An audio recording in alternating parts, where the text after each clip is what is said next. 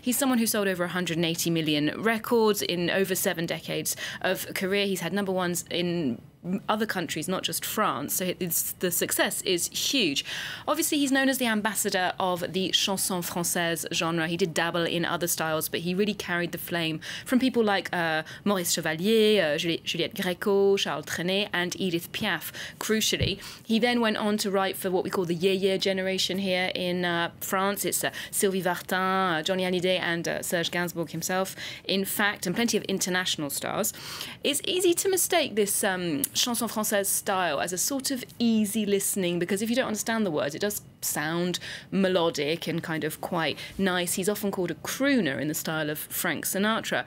But in many ways, he was sort of the opposite of that blue-eyed classic pop star, because his material was often quite dark, quite daring. He tackled some quite unexpected subject matter, sexuality, grief, depression, that sort of thing, which people weren't necessarily talking about in mainstream variety style entertainment. But towards the end of his career, hugely successful career arc, he was definitely something of a national treasure, you know, very, very celebrated living performer who you could see regularly in concert. He was always touring.